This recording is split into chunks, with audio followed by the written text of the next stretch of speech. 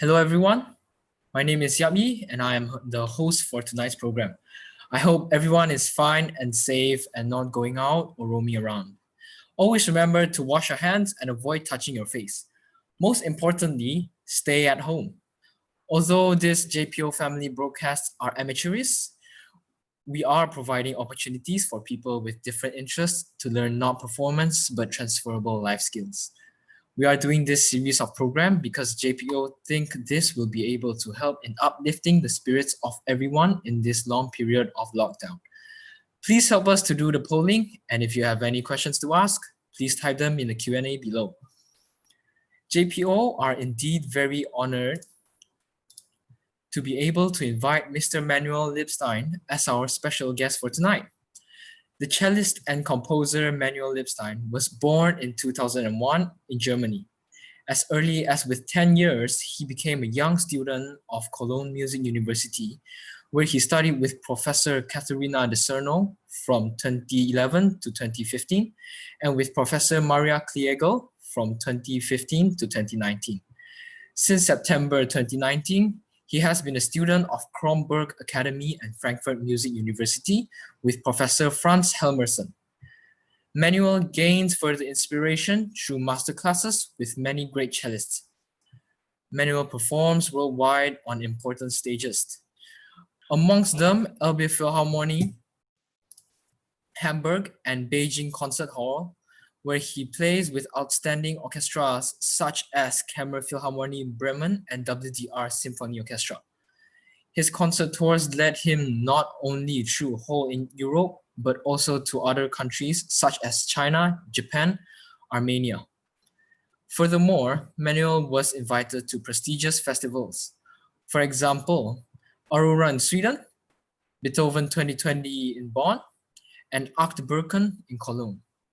His prizes include, amongst others, the Premier Grand Prix at Concours Flamme in France, first prize and special prize at Concours Edmund Bert in Belgium, second prize at Antonio Janigro competition in Croatia, WDR 3 Classicism Prize in Munster, and third prize as the youngest participant at Tonally 18 competition in Hamburg. Additionally, Manuel receives composition lessons with Professor Gerhard Müller-Hornbach and conducting lessons with Professor Vasilis Christopoulos as of 2020. He was awarded several composition prizes, and his internationally performed and broadcasted works are publicized by publishing houses in Germany and England. Hello, Manuel. Very happy to have you here for our program. Thank you very much for the invitation. I'm happy to be here. So could you talk about the video that was broadcasted just now? Yes, of course. Yeah, these were two different videos. The first one was from 2018, where I played the Guida cello concerto, which is a very cool and yeah, very diverse modern piece for cello and wind orchestra. That was an amazing experience because normally we play with a normal orchestra, but this was, yeah, with only wind instruments. And then the second video was actually created now during the Corona lockdown, together with a friend and wonderful conductor and pianist who lives in New York. And via this way, we made music and played this one by Camille Saint-Saëns together. Wow, that's very good. So how was your past experience while learning music? Was it really easy or was it really, really hard? And did you grow up in a musical environment, or do you have to work your way to where you are right now? Well, I think it's difficult to say if something is only easy or only difficult. I believe there are always both aspects. But yes, my both parents are actually musicians. So my father is a pianist and my mother is a guitar player. Also, yeah, two different instruments. My older brother is also a pianist. So definitely since my childhood, I've always listened to a lot of music in my house, which is of course very supportive. But I can see in all my fellow musicians that there are also examples of people with yeah, not musician parents who are fabulous musicians. Wow. So are there any other instruments do you play, or do you have any instruments that you would really like to learn? Well, I would love to learn every single instrument somehow. Of course, that's not possible. Yeah, I had the obligatory year of recorder playing when I was only 5 years old, but I don't count that. But actually, in fact, I played clarinet for several years, parallel to cello. Clarinet is also a very beautiful instrument, but then I decided to continue with cello. And yeah, and also during my studies in Cologne, I also learned how to play the piano, because that's of course very important. Yes, yes, yes. Did your love for playing the cello come immediately, or did it come after learning for some time?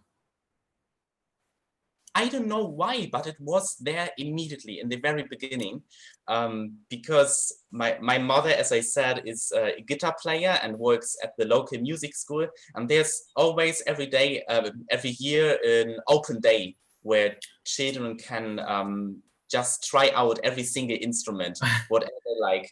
And I was very small then, 5 and 6 years old, but I wanted to try the cello and to play the cello. I knew it from the very beginning, so there was something very fascinating. And still, I would say that was definitely the right choice. So what advice will you give to our young orchestra members who are pursuing music? Well, it's always difficult to give one advice in a general way.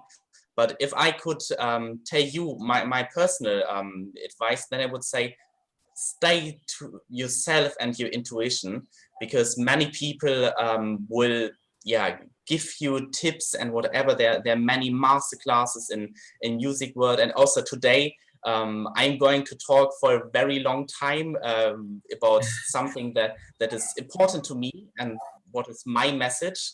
But in the end, I think you all, if you are musicians and you study or you already play in an orchestra, then you do a lot quite well, I guess, because you can actually play your instrument on a high level. And then, of course, there's always more aspects, but this is on the base of thousands of things you already do well. So be confident about that. And then, for example, this evening, take it as more inspiration, but always trust to yourself. Okay, thank you very much. So for a message for the attendees, if you have any questions, please do type down in the Q&A section below. So this is from an anonymous attendee. Did you take part performing in opera production before in the orchestra? No, actually, I have never played opera yet. Of course, I'm a bad singer also, so that would not be an option. But yeah, that's still on my to-do list. Okay, very nice. So with only 10 years, you became a young student at the music university. How was that for you? Well, that was very special because I started playing the cello with only 6 years at the music school, and I had normal lessons. And then with 10 years, I came to that university where, of course, normally only older people, normal students study their instruments. But I had also the opportunity to be there with only 10 years in the pre-college of the university, which is something very fantastic, because there I was able not only to get wonderful cello lessons with really, really great teachers, I'm still very thankful to, but also to meet others, other young musicians with a similar level and we were all very motivated to make music together and to learn together. So in the pre-college in Cologne, we were, I think, a little bit more than 20, all children from 10 to 18 years. And we had, of course, always our individual lessons with our professors, which is very important. But that was not the only thing. So I had different music theory lessons. And not only that, we had also some conducting and some workshops also. So there was a lot to do. From Monday to Friday, I went to normal school. Of course, I still learned normally at school, and I also finished school. But then on Friday afternoon and on the weekend, I had the pre-college. And I think I gained and learned very, very lot from that, from my good teachers and from all the music theory. So yeah, that was a big present. Well, is it competitive during your pre-university? No, absolutely not. It was not competitive at all in the pre-college, and also now at my studies here in Kronberg, I was a little bit afraid before that it would be competitive, but actually I think if musicians are good and good people on a good level, then Yes. there's no room for stupid competitions, because Yes, we all yes. Share music. So what do you like most about being a cellist? well, there are many aspects, of course, because music is such a big and vast field. But probably the thing that I like most is that every day, every week of our musician work is so different. It will never, Yes. never get boring. I can promise this to every musician in the world, because even practicing is every day different.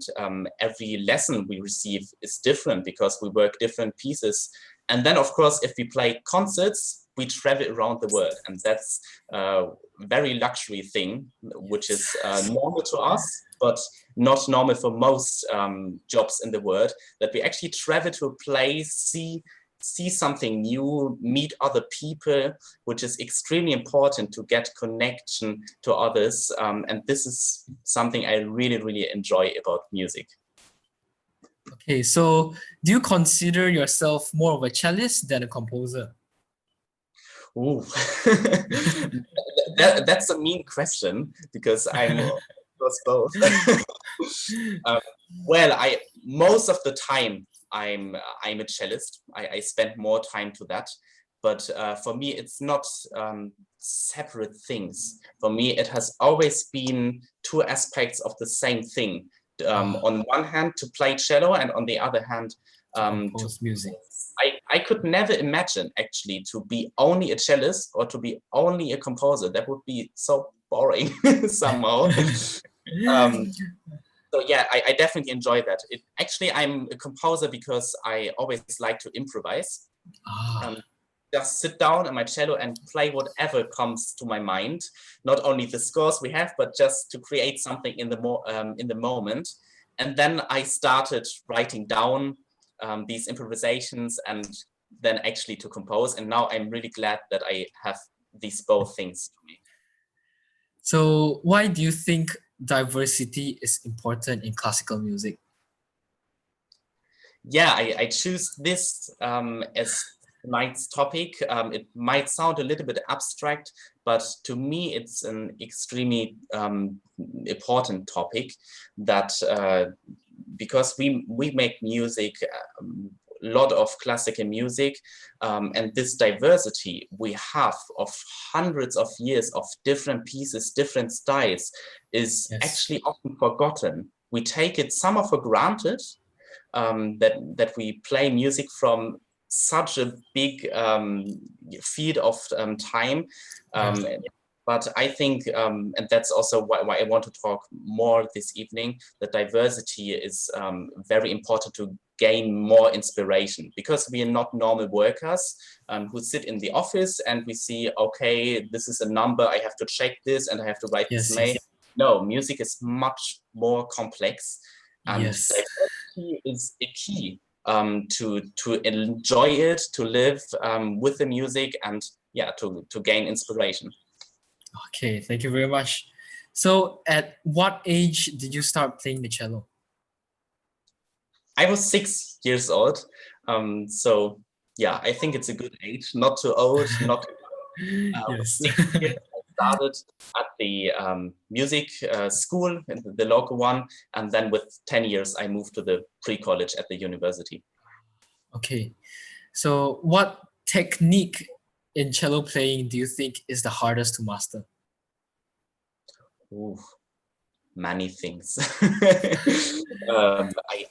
I think that this is very different for everybody, of course. So many people say, for example, that I have a great left hand, so I have more problems with the right hand probably, and for others it's the other way around. Probably about playing cello, very difficult is that it's a big instrument where our body is extremely important. For double bass players even more, but or every cellist, you can observe the great cellists on YouTube or on the real stages. You will see that everybody has a different approach to it. And that's something important to keep in mind, that we really have to deal with all this. Yes. So, like for so long you've been playing the cello, what is the most challenging for you while learning and also in composing? Yeah, it's this is actually a little bit similar. I think composing and playing cello are very different processes. So when composing, it's always it's very impulsive. So there are some days in a year where I compose a lot because I have so much inspiration and I just write down everything very rapidly. And then there are some days where I just sit down and I don't know, nothing comes to my mind. I don't know what to write down because that's how art works. And Yes. maybe this is also a little bit in when you play cello or any instrument, that not every day is the same because your mood is different. Perhaps you have worries or you're very happy. So sometimes you play and it works wonderfully, and you are so happy about how wonderful you play your instruments.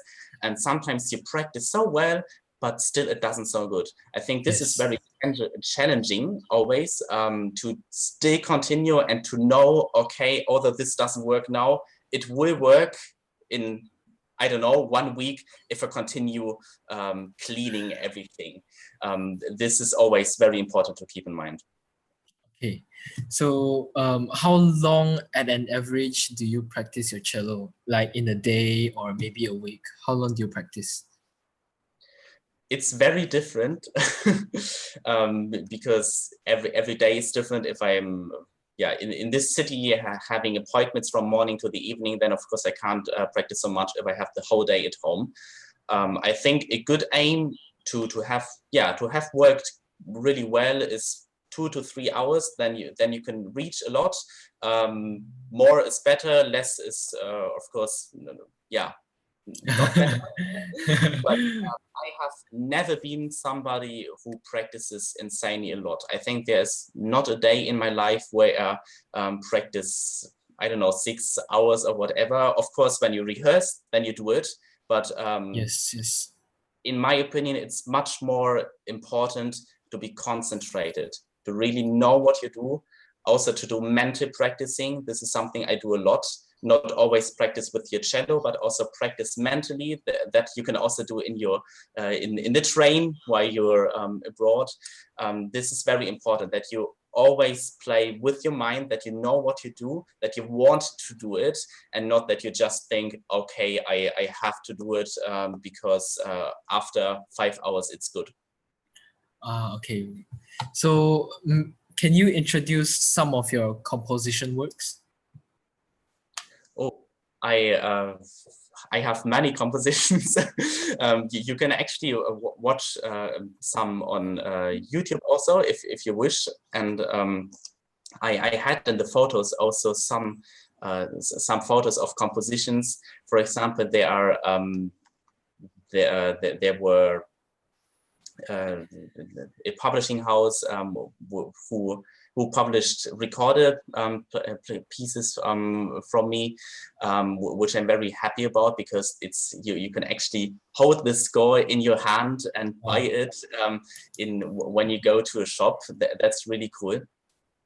But of course, I wrote many compositions for cello because that's the instrument I play, and so I can also perform it in concerts. But I'm really happy that now here in Kronberg I have also lessons with Gerd Müller-Hornbach, my composition professor. So we work now on lots of chamber music, and also I composed and work for orchestra, which won a prize, so it will be actually performed by an orchestra. This is something I'm looking very forward to. But otherwise, I compose for every instrument. I have something for string players, but also for wind and for singers. Which composition are you most proud of? That's a mean question because it varies every day. Okay. For example, there's a composition that will be recorded in 1 month for Tina and guitar. And when I composed it in winter, I really, really liked the piece. Then in spring, I didn't like it anymore. Now I like it again. So it always changes with my mood. But generally, I'm proud of all my compositions because they are always also a proof of what I thought and felt at that time, and I converted it into music. So everything is on its very own. Okay. So when did you decide to go into music seriously? What made you decide to do it? It was not really one concrete moment. It happened a little bit. One big event was, of course, that I entered the music university with 10 years. There was, but I was quite young still at that time. So I didn't really realize everything, that I was actually in an institution where most students were 10 years older or even still older. But then with the time, I won some competitions. I had some fantastic concerts. I got requests for recordings. So everything evolved, and I really got into the musician's life because I saw how many exciting things and adventures you can live. So that's why I decided then to continue as a musician. Oh, so it's like slowly built up and then you decided to do it. Yes, exactly. When I finished school last year in summer, so in Germany, you finish school when you're approximately 18 years old. I had my finals, and then I had to do the entrance exams at the university. So I appointed, and then I actually had to play in front of the jury, and there was then the big step to actually start my bachelor now here. Okay. So how did you develop the diversity of your repertoire? Yeah, as I've mentioned, this is something that was always very important to me with the diversity, because our music business has a little bit the tendency to be monotonous and mainstream. They're always the same pieces played. We have that standard repertory, always the same concertos, the same sonatas. You can hear in every concert, in every competition, the same people are needed. And also, if you go to Spotify or to a CD shop, you will see hundreds of recordings of the same pieces. But I really like, just out of curiosity, that there is so much beautiful music outside in the world. We don't know, but we don't know it so well, not because it's bad, but because it's stupid.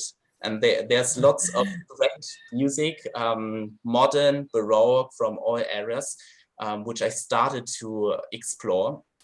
And I really, really love to work with works I don't know so well yet, and to dig into it, and also when it's possible to talk with other composers about their works. It just gives you back a lot. Okay, so what other recommendations do you have on diversifying one's knowledge regarding classical music?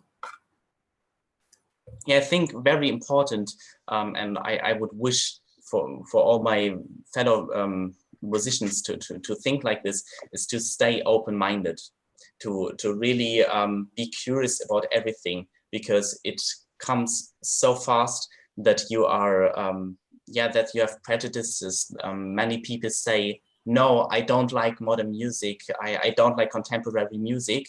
And then I ask, okay, what do you actually know? Why do you don't like it? And then suddenly the other person doesn't say anything anymore, because they don't know it. And this is also, a little bit like it works very often in politics, that you don't like other people because the government is shitty or whatever, but actually the people have hearts. And in music, you very often don't like other styles because you don't know them or you find them strange. And but I think it's a good step to really be interested and open and listen to music, even if it feels a little bit strange or unusual to us. Yes, yes. Thank you very much. So, what actually aspired you to take up composition? As I said, that was a little bit because of my improvisations, because practicing cello is, of course, yeah, important and can be fun, and you learn new pieces. But sometimes I really just didn't want to practice because, Yes, yeah, yes, I understand. as a teenager, you also like doing different things. And then I sat down, okay, I play the cello, but I didn't want to practice this shift or this passage. So I just started playing whatever comes to my mind. And I realized that this actually works. If you think about it, yeah, it seems a little bit strange that you actually can't sit down and just play something and it makes sense and it's beautiful, but it works. And I really loved that. And that's where I got my ideas from. So I wrote them down, and then I saw that actually composing is, of course, much more than this, Yes, to yes. construct pieces and buildings, and then to see that you actually have created something. That's a wonderful feeling. You don't really have that so much when you play an instrument. You can watch recordings later, but it's all about hearing and not really about seeing and having Yes, it. yes, yes. So, among all the periods, which period is your favorite? I have Like, to say that I'm a big fan of modern music and also Baroque. So I'm a little bit in the extremes. That, yeah, these are my favorites, I have to say, but of course I listen to everything from Renaissance over classic romantic to contemporary. But I have some of my favorites, yeah, composers like Shostakovich, written in the mid. They have always been wonderful examples to me, but also more living composers. And in the other extreme, I really love listening to Bach, Vivaldi, Corelli. And I'm very glad that actually a very good friend of mine is a recorder player, a professional recorder player, and they play lots of Baroque music. So I got into this whole world thanks to her, because we actually don't usually play so much Baroque music as a cellist or also as other instrumentalists. But she sent me some wonderful music from early era, for example, by Dario Castello. And this is something extremely fascinating because you really feel how old this music is, because it's like 400 years ago, but still so creative, so full of ideas and inspiration. So I really love to listening these, although I usually can't play this because it's not written for cello. yes. So, can you see the photo that's being shared right now? Yeah, yeah. Yeah. Can you share the experience? Like, why are you wearing the costume or the thing? Yeah, I'm glad that you asked. I put this photo, although it's funny. Perhaps you have heard about the carnival we have Oh yes, yes. The Carnival of some Animals. Germany. I come from Cologne, and this is the capital of Carnival. It's very Okay, okay.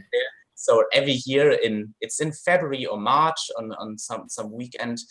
Everybody has takes some costumes, and there are big parades and many sweets and parties on the streets. And this was a Carnival concert. So yeah, you can see this is my brother. Yeah. He's older than me and a fantastic pianist. We love to play together because it's a wonderful feeling to create music together as Yes, brothers. yes. So here we had a concert together. He on the piano, I'm on the cello, and yeah, he had some bunny ears, and I painted. So what piece were you playing with your brother that day? Actually, I think we also played the Swan by Camille Saint-Saëns because it's also an animal. And we had another animal. I just forgot. So we had some animal pieces because we also dressed like that. So, do you think having parents who are musicians give you an advantage over the others and over other people? Yeah, of course, it's a very special connection you get to music if you are used to hearing it when you're still a little child, because for me it is the most normal thing in the world to listen different kinds of music in the same house, lots of classical music, of course. Yes. So that is, I think, very important that you have that connection directly to your heart. And I often note when I listen to some pieces I was used to listen as a 3 or 4 year old because my parents played them, I have a very special feeling of them because they are deep down inside. But still, I don't think that this is necessary to become a good musician, because Yes. my both parents didn't have musician parents. And if you also look at the famous instrumentalists in the world, then you will see that, of course, some had musician parents, but others didn't. So both of my cello teachers, actually my former cello teachers, didn't have musician parents, and still they are famous musicians So, now. yes. So I don't think that's necessary, because everybody has their own path. Yes, yes, yes. So a reminder for the attendees, if you have any questions, type them down in the Q&A below. And for YouTube, just leave them in the chat. So for the music piece now is being shared, can you elaborate or explain what that piece is? This is the orchestra composition I was talking about. I created this in January and February of this year. It is written for a huge symphony orchestra, as you can see, Yes. with lots of percussion. Here you can't really see it on this page, but there are lots of percussion. And it is called Fallen Leaves. So Fallen like in Leaves. autumn, when the leaves are on the floor. And I was very fascinated by that picture, because I saw our garden with that wonderful colorful leaves on the floor. Yes. And how then the autumn storm came and stirred them around, and then the rain came and everything changed. Wow. It was very interesting. And then after some weeks, you couldn't see them anymore, because suddenly they were gone. Yes, even yes. though you didn't register it. So this I took into this composition as an inspiration. Wow. So are there any things you always do before playing the cello? Yes, I have indeed some routines before playing the cello. It doesn't matter if it's practicing a concert, and people often look strangely at me because I used to do many stretches to let the sun rise, or your arm stretch, and also some qigong exercises are very nice. And actually I have here, I don't know the English term, but probably you know this. You can stretch your muscles. Oh, yes, yes, yes. So this is something I really love doing before playing the cello in general, because you get a connection to your body. As I said, especially playing the cello, but I think it's true for every instrument, has to do a lot about body, about connection to your body, knowing how you feel. And these are ways I connect to myself and to warm up, because if you're warmed up, then everything will work much better. Yes, yes, yes. So currently with now the COVID-19, the pandemic, so is it affecting a lot of musicians in your country? Yes, definitely. It's extremely sad, because of course in Germany we are a rich country, so many countries are hit even harder. But Yes, also yes, here in yes. Germany we can see so many negative consequences, which are really awful. I've heard of so many fellow musicians who have sincere problems. I hopefully luckily I still have a flat and I can eat and have my studies, so I can still continue living. But others have sincere problems because so many concerts just Yes. I yeah I lost lots of money now because of this pandemic. But also apart from musicians, I heard from publishing houses, from radio institutes, so many different persons, that the consequences of COVID-19 are really hard. And I just hope for all the musicians in the whole world, in Malaysia, Germany, and other countries, that we will master it some way to rebuild it. So in the photo now, like what piece were you playing, or was it like a specially composed piece between these two instruments? This was so much fun. This photo is actually from Tokyo. I was there in 2016 for the concert tour. And unfortunately, my stand is in front of it, but you can see the koto, which is a Japanese instrument. Really beautiful. If you're interested in it, go to YouTube or whatever and listen to recordings with koto. It's such a fascinating instrument. So it's plucked like a guitar somehow, but sounds very different and with many different effects. And here we were playing a traditional Japanese piece called Haru no Umi, which is the sea in spring. So also a beautiful title, but normally it's played on a Japanese flute, not on the cello. But yeah, this was really exciting to play together, to also have that intercultural connection, because often we only play music from Europe, because we of course have a long tradition with many great composers. But it's very important in my mind that we see that all countries in the world have a rich history of music. So I was really glad that I could do this in Japan. So like you said about like every country has their own different music cultures, right? So which one are you most interested in currently? Well, I've always had a favor for East Asian music, so he was really great that I could get that contact with Japanese music, because I was always curious about how the tonal systems, for example, in Chinese, Korean, or Japanese music work. They are different countries with very different traditions, but they all have some systematic differences to what we are used to here in Germany.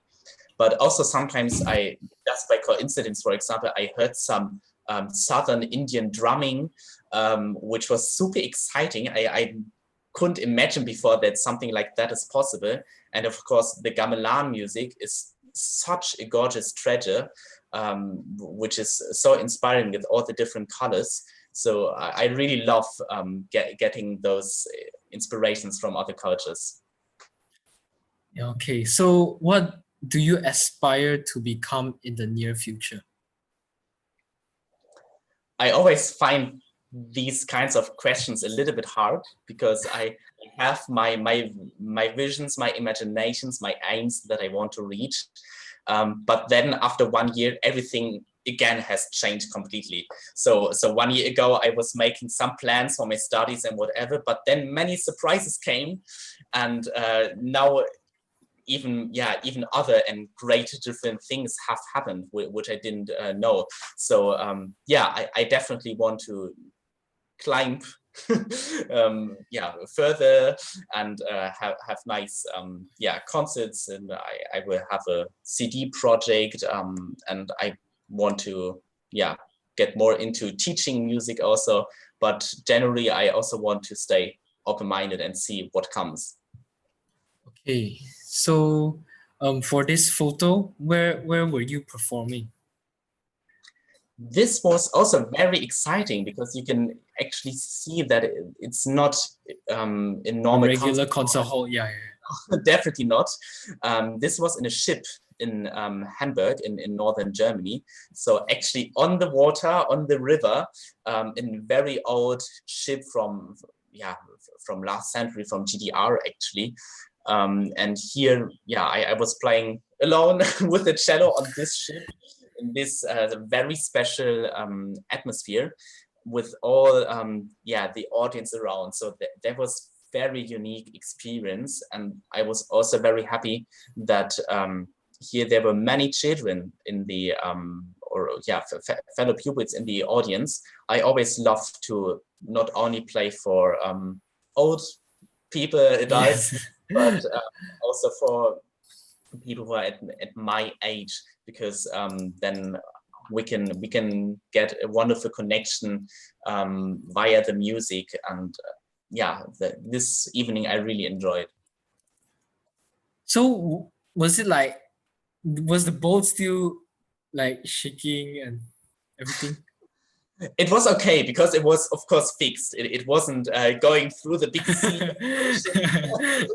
where you had to be afraid. So it was fixed, but you could really know when you walked that it was not like a normal horse. So you could really feel that.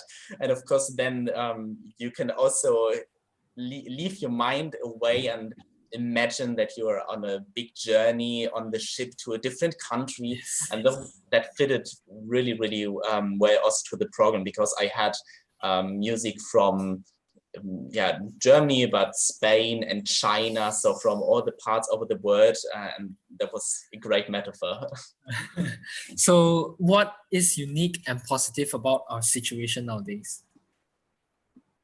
Well, today in music, we have the wonderful situation that we play music from so many different styles.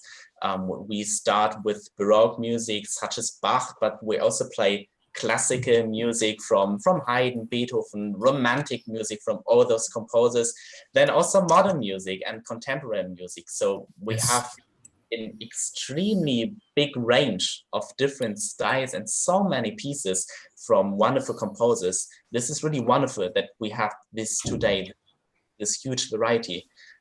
For us today, it seems normal because we're used to it, but actually, look into history, it was actually never really like that. It's something that developed in the 20th century, and to realize that this is so special that we actually time travel. There are some movies I also like where people time travel, but we as musicians and also as the audience, we always time travel because we play music from different times. This is so exciting. Yes. So for the picture right now, were you giving a performance only, or were you like introducing yourself and then giving a talk? Yeah, here on the picture, this was actually in a school. So you also see that it's no adults, but only pupils. I really enjoyed it because they were all so curious about the music and very open. And it didn't really have. Is it a music-based school or was it a normal school? No, it was a very normal school. So no connection with classical music at all, which was before the concert I was a little bit nervous because this is of course so something important when you come to a place with your cello and nobody knows what a cello really is. Yes.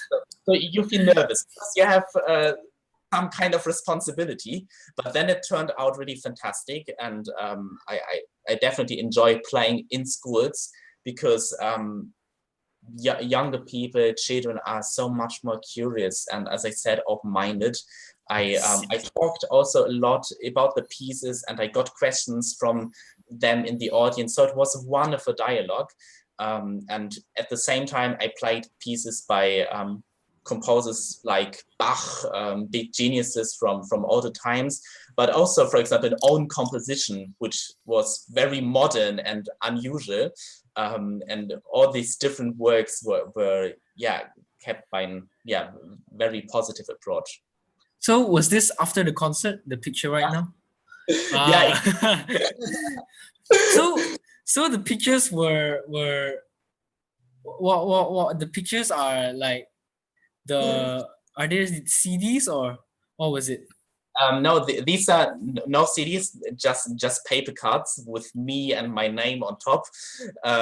But actually, you can't see it so much. But if you see very precisely, you can see that I hold my cat in my arms on this picture. So I have black concert clothes like I would do normally on stage, but also my cat, which is white and black, and I love a lot.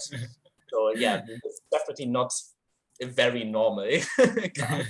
So performing wise, like you perform for many times, like countless times. Are you still nervous? Will you I still get nervous? I think it's very important to get nervous before concerts. You have to be nervous actually, because then you feel that a special situation is coming. And you really concentrate, and I mean, there are hundreds of people, or I don't know how many people, but there are people listening to you, and you're rather alone there on the stage, and you have to focus because you want to show that you practiced well and you want to make music. So there's a lot of pressure, and I think you have to be nervous for it. It's just our emergency mode. Of course, you shouldn't be afraid or whatever, because there's not really a reason to that. I don't have fear of going to stages, never. I rather enjoy going to stages, but that little bit of nervosity you definitely need.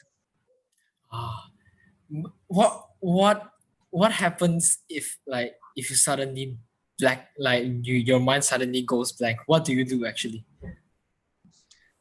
That's a good question, because I don't really have an emergency plan for that. Then yeah, I mean, sometimes it happened to me, Yes. and somehow I quickly reacted, and I don't know what my brain did in that moment, but I could rescue that and took another path to be back in the piece. But yeah, for example, sometimes something ridiculous happened to me, that I was playing, and Yes. I have also glasses, which I'm not wearing right now, but I was playing glasses, and I kicked them down. So that they're hanging a little bit strange, like this in my face. And of course, you see, so you look so crazy, and you can't play like that. So I didn't know what to do. Should I interrupt and continue? Yeah, they have glasses, for example. I should interrupt or whatever. So that was, for example, really strange. But yeah, luckily I was just able to play the last 20 bars of the piece, and then I took my again properly. Also, another time I was playing with lots of energy, lots of motivation, but too much energy and too much motivation, because suddenly my bow flew out of my hand, because I did actually get my bow again from another spot on the stage.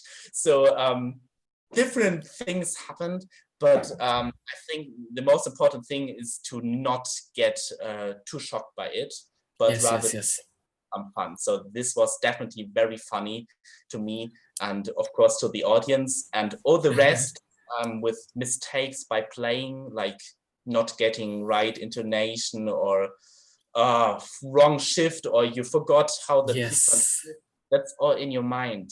So most of the audiences will not really know what happened, but they will be thankful for you if you still continue. Then everybody will forget. And even if you made some huge mistake, then just calm down and continue. There's nothing more horrible than playing a concert and then thinking after about other mistakes and getting nervous. I had some of those concerts, and it's not nice. It's important to find a way of being relaxed and see, okay, I didn't like that mistake, but I still concentrate and it won't happen now. Okay, so for this picture, I see, are you in China? Yeah, there was in China. You can see it a little bit on the Chinese. Yes. In the background. This was in Beijing, in the Beijing Concert Hall in yeah, it was a wonderful evening. Also, I played the Saint-Saëns cello concerto. Oh, wow.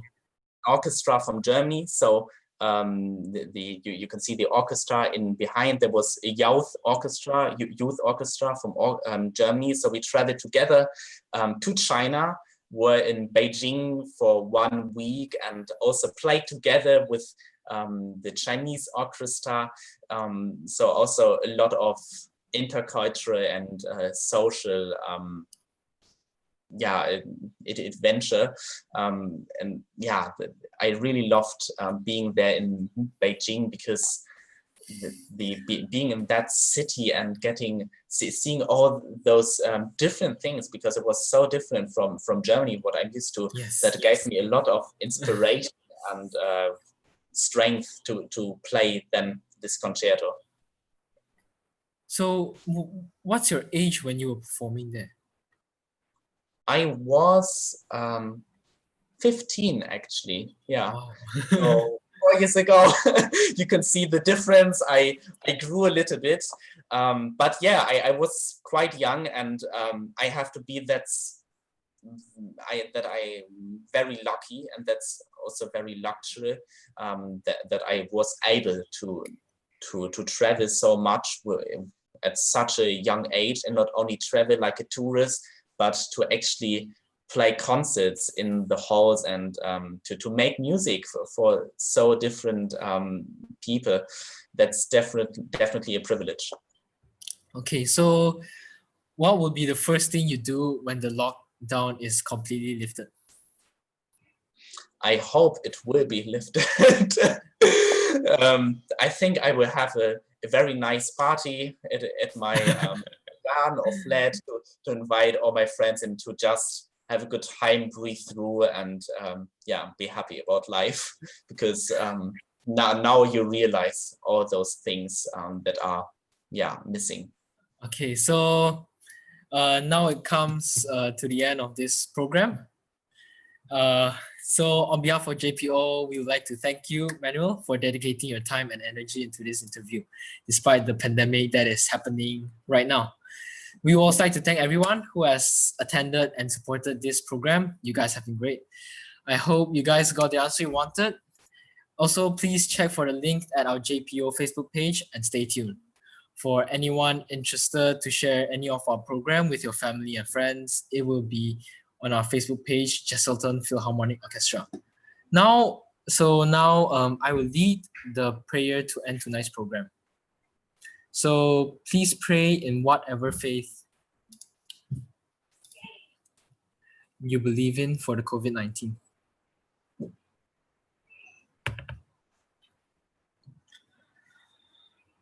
Almighty God, we know that everything is in your sovereign control.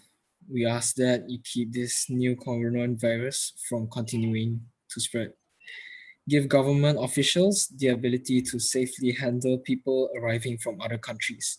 Help people decide to stay home instead of traveling or going out needlessly. Holy Spirit, remind people to wash their hands properly.